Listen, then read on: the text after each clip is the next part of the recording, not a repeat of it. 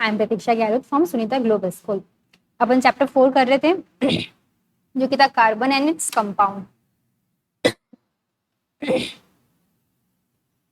इस चैप्टर में अपने बॉन्ड के बारे में देखा, बॉन्ड क्या होता है, किसके बीच में कैसे बॉन्ड्स बनता है, वैलेंसीज देखी थी। फिर नेचर, कार्बन का नेचर देखा था कि कार्बन का नेचर कैसा होता है। सैचुरेटेड और अनसैचुरेटेड बॉन्ड के बारे में अपन ने रीड किया था। आज अपना न्यू टॉपिक स्टार्ट हो रहा है which is chain, branches and ring, यानी कि चेन क्या होती है, ब्रांचेस क्या होती है और रिंग्स क्या होती है। In earlier section, we mentioned the carbon compound methane, ethane and propane containing respectively 1, 2, 3 carbon atoms। मैंने आपको बताया था मीथेन होगा तो 1 कार्बन होगा, इथेन होगा तो 2 कार्बन होंगे और प्रोपेन होंगे तो 3 कार्बन होंगे। Such chains of carbon atom contain many more carbon atom। ऐसे ही बहुत सारे कार्बन की चेन्स हो सकती है। The name and structure of 6 of these are given, यानी कि 6 तक जो कार्बन है उनके नेम दे रखे हैं और उनके स्ट्रक्चर आपको दे रखे हैं। ये मैंने आपको पहले भी बता दिया था, मीथेन में 1 कार्बन होंगे तो हाइड्रोजन 4 होंगे, यानी कि फिक्स रहते हैं। इथेन आया तो C2 और N6 आ गए, प्रोपेन आया तो C3 आया, हाइड्रोजन 8 आ गए। ऐसे ही ये सारे हेक्सेन तक यानी 6 कार्बन तक आपको उसके स्ट्रक्चर और उसका फॉर्मूला दे रखा है। अब देखो, but let us take another look at butane. आप अपना ब्यूटेन की तरफ देखोगे, if we make the carbon skeleton with 4 carbon atom, we see that 2 different possible skeletons are, यानी कि अगर अपन ब्यूटेन की बात करते हैं यानी कि जिसमें 4 कार्बन होते हैं, ठीक है। एक तो उसकी चेन ऐसे बन सकती है, ठीक है, इसके सब में हाइड्रोजन लगा दो। एक इसका स्ट्रक्चर देखो कैसे बन सकता है, 1 कार्बन, 2 कार्बन, दूसरा इससे अटैच्ड और तीसरा इससे अटैच्ड है, ठीक है। तो ये क्या अलग सा स्ट्रक्चर बन गया। तो यानी कि ऐसे है बहुत सारे एक ही फॉर्मूले के अलग अलग स्ट्रक्चर बन सकते हैं, यानी कि 2 पॉसिबिलिटीज हो सकती है। Filling the remaining valency with hydrogen given us, यानी कि इसको जब अपन फिल करेंगे तो हाइड्रोजन कितने लगेंगे इस पे। देखो ऐसे ब्यूटेन में कितने हाइड्रोजन होते हैं, 10 हाइड्रोजन होते हैं। तो देखो सबसे पहले वैलेंसीज देखते हैं, 1, 2, 3 हाइड्रोजन, यानी कि एक कार्बन के पास टोटल 4 हाइड्रोजन होने चाहिए। तो एक ये हो गया, दूसरा ये हो गया, तीसरा ये हो गया, चौथा इसका यहाँ पे ये बॉन्ड जिससे अटैच है, ठीक है। इस कार्बन का एक ये, 2, 3, एक बचा है, ठीक है। तो एक यहाँ पे इसका हाइड्रोजन का आ जाएगा। इस कार्बन का एक तो यहाँ पे आ गया, दूसरा, तीसरा, चौथा। इस कार्बन का एक यहाँ पे आ गया तो दूसरा, तीसरा, चौथा, ठीक है। तो हो गए टोटल 1, 2, 3, 4, 5, 6, 7, 8, 9, 10, ठीक है। चाहे आप ऐसे बनाओ चाहे ऐसे बनाओ, हाइड्रोजन के नंबर हमेशा सेम रहेंगे। अब अपन नेक्स्ट देखते हैं। We see that both the structure have same formula, such compound with identical molecular formula but different structure are called structural isomer, यानी कि फॉर्मूला तो सेम है लेकिन स्ट्रक्चर अलग है, उसको क्या बोलेंगे, structural isomers. In addition to straight and branch carbon chain, some compound have carbon atom arranged in the form of ring। और एक तो स्ट्रेट चेन बनती है, एक है ना जिसपे ब्रांच अलग अलग होती है, यानी कि ब्रांच कार्बन, जैसे अपन ने देखा था कि एक ही कार्बन पे 2 और कार्बन जुड़े हुए थे, और एक होता है पूरा चेन बन रखी होती है, यानी कि जो पूरे एक दूसरे से connect. For example cyclohexane has the formula C6H12 and the formula structure. अब देखो इसका स्ट्रक्चर अपन देखते हैं। देखो साइक्लोहेक्सेन आ गया, तो साइक्लोहेक्स का मतलब क्या है कि हमें चेन स्ट्रक्चर बनाने के लिए बोला है। तो सबसे पहले देखो इसका चेन स्ट्रक्चर कैसे बनेगा, 1, 2, 3, 4, 5, 6, ठीक है। ये हो गए 6 कार्बन। अब आएंगे इसके हाइड्रोजन, C6H12 बोला है, ठीक है। कैसे हुआ, इस कार्बन के 4 वैलेंस, कार्बन की 4 वैलेंसी होती है, तो 1, 2, एक ये वाला यहाँ से, दूसरा यहाँ से। इस कार्बन की एक यहाँ से, एक यहाँ से, 2 हाइड्रोजन, यानी कि सब में कितने आ जाएंगे, 2 हाइड्रोजन आ जाएंगे।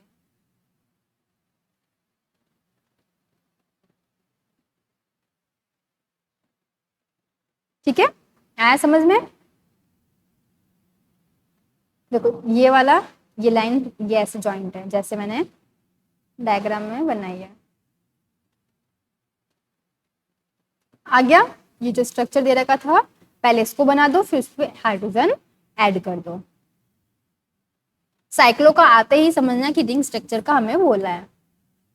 Can you draw the electron dot structure of cyclohexane straight chain branch chain and cyclic carbon compound all may be saturated or unsaturated. For example, benzene C6H6, यानी कि क्या बोल रहा है, जब अपन फॉर्मूले के साथ बनाते, जैसे कि स्ट्रेट चेन का अपन एक डायग्राम बनाया, ब्रांच का भी बना दिया और साइक्लिक कार्बन कंपाउंड का भी बना दिया, तो जो भी अपन ने जो स्ट्रक्चर्स बनाए हैं ये सैचुरेटेड भी हो सकते हैं और अनसैचुरेटेड भी हो सकते हैं, यानी कि इनमें सिंगल बॉन्ड भी हो सकता है या फिर इनमें डबल बॉन्ड या फिर ट्रिपल बॉन्ड भी हो सकता है। अब देखो अपन C6H6 का फॉर्मूला पूछा है, देखो C6 और H6 होने चाहिए, इसका नेम होता है बेंजीन। ठीक है, तो सबसे पहले अपन बनाते हैं,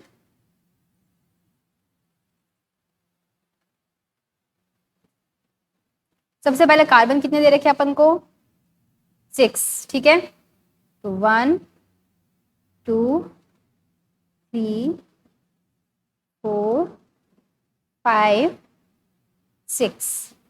ठीक है, अब अपन को पूछा है, अपन को बोला कितने हाइड्रोजन 6 होंगे, तो सबसे पहले देखो डबल बॉन्ड लगाओ, एक बॉन्ड यहां लगाया, तो इस कार्बन के पास कितने हो गए, 1 2 3 और ये एक 4। इस कार्बन के पास 1 2 3 और 4। हमेशा जब भी बॉन्ड लगाओगे ना, डबल बॉन्ड और ट्रिपल बॉन्ड, तो एक छोड़ के एक लगेगा और जब अपन काउंटिंग करेंगे इसकी तो ये सही हो जाएगा। देखो इस कार्बन की 4 वैलेंसी होती है, 1 2 3 4 1 2 3 4। इस कार्बन की 1 2 3 4। इस कार्बन की 1 2 3 4। इस कार्बन की ये 1 2 यहाँ पे 3 और ये 4। तो ये बन गया बेंजीन का स्ट्रक्चर, यानी कि C6H6। All these carbon compound which contain only carbon and hydrogen are called hydrocarbon, यानी कि वो कंपाउंड जिसमें सिर्फ और सिर्फ कार्बन होता है और हाइड्रोजन होता है उसको बोलते हैं हाइड्रोकार्बन, यानी जिसमें सिर्फ हाइड्रोजन एंड कार्बन प्रेजेंट रहते हैं। Among these the saturated hydrocarbon are called alkanes, यानी कि जो सैचुरेटेड हाइड्रोकार्बन्स होते हैं उनको बोलते हैं एल्केन्स, और जो अनसैचुरेटेड हाइड्रोकार्बन्स होते हैं जो कि 1 और मोर डबल बॉन्ड, अभी बताया था सिंगल बॉन्ड होंगे तो होंगे सैचुरेटेड और उनको बोला जाता है एल्केन, जबकि डबल बॉन्ड होंगे और ट्रिपल बॉन्ड होंगे तो उनको बोला जाएगा अनसैचुरेटेड कंपाउंड और इसको बोला जाएगा एल्कीन और इसको ट्रिपल बॉन्ड को एल्काइन। ठीक है,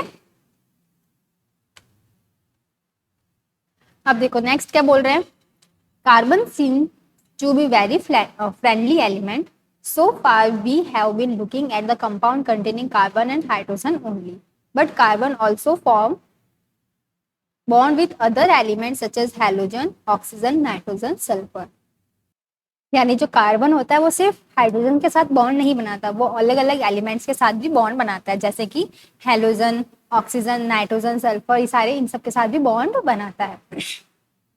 इन अ हाइड्रोकार्बन चेन वन और more hydrogen can be replaced by these element, यानी एक हाइड्रोजन या फिर एक से ज्यादा हाइड्रोजन को हटा के ये जो भी सारे एलिमेंट्स हैं ये आके कार्बन से अटैच्ड हो सकते हैं, such that the valency of carbon remains satisfied. इससे क्या होगा, जो कार्बन की वैलेंसी होगी वो सेटिस्फाई रहेगी, यानी कि अगर एक हाइड्रोजन को हटाया तो दूसरे इसकी जगह दूसरा एलिमेंट आएगा, दूसरे हाइड्रोजन को हटाया तो उसकी जगह दूसरा एलिमेंट आएगा, यानी कि जितने हाइड्रोजन हटेंगे उसकी जगह उतने ही एलिमेंट्स आएंगे। The element replacing hydrogen is refer to as hetero atom, यानी कि जब वो हाइड्रोजन को हटा के कोई एलिमेंट आता है तो उसको बोलते हैं hetero atom. These hetero atoms are also present in some group as given in table 4.3, यानी कि देखो ऐसे यानी कि देखो कुछ एग्जांपल ऐसे दे रखे हैं, जैसे क्लोरीन और ब्रोमीन। क्लास ऑफ कंपाउंड को कैसे बोला जाता है? हेलो, यानी कि ये हेलोजन है। जो क्लोराइड, ब्रोमाइड, ये सारे क्या है? हेलोजन है। जब अपन हाइड्रोजन हटाते हैं ना, तो हाइड्रोजन की जगह क्या लिखेंगे? क्लोराइड आएगा तो क्लोराइड की जगह Cl आएगा, ब्रोमीन आएगा तो ब्रोमीन की जगह Br आएगा। ऐसे ही आएंगे। जैसे ऑक्सीजन है, हेटेरोएटम्स। ऑक्सीजन में क्या क्या आता है? अल्कोहल, अल्कोहल का फॉर्मूला होता है OH। एल्डिहाइड का इस टाइप से फॉर्मूला होता है, एल्डिहाइड का फॉर्मूला CHO। कीटोन का फॉर्मूला CO, और कार्बोक्सिलिक का फॉर्मूला होता है COOH। यानी कि इसको इस तरीके से लिखा जाता है। These heteroatom and the group containing these confer specific properties to the compound regardless of the length and nature of the carbon chain, hence are called functional group। और इन सबको क्या बोला जाता है? functional group। Some important functional group are given। जो important functional groups है वो आपको बता दिए हैं। फ्री वैलेंसी और valencies of the group are shown by the single line. जब फ्री वैलेंस, ये जो यहाँ से ये अटैच होते हैं, ठीक है, ये फ्री वैलेंसी दे रखी है। The functional group is attach to the carbon chain through the valency. ठीक है, जो फ्री वैलेंसी होती है ना, ये वाली यहाँ से ये अटैच्ड होते हैं by replacing one hydrogen atom और एटम्स। अब देखो होमोलोगस सीरीज क्या होता है। We have seen that carbon atoms can be linked together to form chains। अभी बताया था कि बहुत सारे कार्बन के एटम जुड़ते हैं और एक चेन बनाते हैं ऑफ वेरीफाइंग लेंथ, यानी कि अलग अलग लेंथ की। These chain can be branched also। ये ब्रांच्ड भी हो सकती है। In addition, hydrogen atom और other atom on these carbon chains can be replaced। और अभी बताया कि हाइड्रोजन एटम को हटा के कोई दूसरा एलिमेंट भी इस पे आ सकता है। The presence of functional groups such as alcohol decide the property of carbon compound। यानी कि जब जैसे कि अल्कोहल आके जुड़ गया इस पे, यानी कि OH, तो इसकी प्रॉपर्टी वो चेंज करेगा। For example the chemical form properties of CH3OH, C2H5OH, C3H7OH, C4H9OH are all very similar। Hence, such a series of compound in which the same functional group substituent for hydrogen in a carbon chain is called homologous series। यानी कि सारे जो functional group है इस पूरे फॉर्मूले में सब में सेम है, यानी कि सब में क्या है? अल्कोहल अल्कोहल है। और ऐसे को क्या बोला जाता है? Homologous series. यानी कि जिसपे सेम टाइप के फंक्शनल ग्रुप आके अटैच हो रहे हैं। Let us look the homologous series that we saw earlier in table 4.2। If we look the formula of successive compounds, say CH4 C2H6, यानी कि CH4 दे रखा है एक और दे रखा है C2H6। अब इसमें डिफरेंस किसका है? एक कार्बन का डिफरेंस है और दो हाइड्रोजन के डिफरेंस है। तो यानी कि क्या बोला? These differ by CH2 unit. Same इसमें भी एक कार्बन का चेंज है और दो हाइड्रोजन के, यानी कि ये भी सेम CH2 यूनिट, मतलब सिर्फ इतना सा उसमें डिफरेंस है। What is the difference between next pair propane and butane? अब देखो प्रोपेन C3 और ब्यूटेन यानी कि C4। तो प्रोपेन में C3 आता है तो हाइड्रोजन कितना आता है उसमें 8। कार्बन ब्यूटेन में C4 आता है तो हाइड्रोजन कितने आते हैं 10। ठीक है, अब इन दोनों में डिफरेंस क्या है? Can you find out the difference in the molecular mass with this pair? The atomic mass of carbon is, जो कार्बन का एटॉमिक मास कितना होता है 12 and the atomic mass of hydrogen is, hydrogen का होता है 1। Similarly, take the homologous series of alkene. The first member of the series is ethene, which have already come across in section। यानी कि क्या होता है, सब में जब अपन डिफरेंस देखते हैं तो सेम हमें मिलता है। अब देखो, do you see any relation between the number of carbon and hydrogen atom in this compound? क्या आपने इन सब के बीच में रिलेशन देखा है क्या, कार्बन और हाइड्रोजन के बीच में? The general formula for alkene can be written as, अब देखो एल्कीन का फॉर्मूला कैसे लिखा जाता है? CnH2n, जिसमें n की वैल्यू क्या आएगी 2, 3 और 4। Can you similarly generate general formula for alkane and alkyne? Alkane और एल्काइन का भी ऐसा फॉर्मूला हो सकता है क्या? इसको अपन आगे देखते हैं। As the molecular mass increase in homologous series, gradation in physical property is seen. This is because the melting and boiling point increase with increasing molecular mass. यानी कि अगर molecular mass increase हो रहा है तो उसकी फिजिकल प्रॉपर्टी भी change होगी. क्यों होगी? क्योंकि उसका मेल्टिंग पॉइंट और बॉइलिंग पॉइंट क्या करता है? इंक्रीज करता है. किसके साथ? मॉलिक्यूलर मास के साथ. यानी कि melting point and boiling point increase होता है जब मॉलिक्यूलर मास इंक्रीज होता है. Other physical properties such as solubility in a particular solvent also shown a similar gradation. यानी कि सॉल्युबिलिटी में थोड़े बहुत चेंज हमें दिखते हैं. Which are determine slowly by the functional group remain similar in homologous series. अब देखो नोमेनक्लेचर देखते हैं. नोमेनक्लेचर ऑफ कार्बन कंपाउंड यानी कि अपन कैसे लगाएंगे, नेम कैसे बनाते हैं, जैसे मिथेनॉल, इथेनॉल, प्रोपेनॉल, ब्यूटेनॉल, ये सब सारे नेम कैसे बने. देखो the name of compound in a homologous series are based on the name of the basic carbon chain.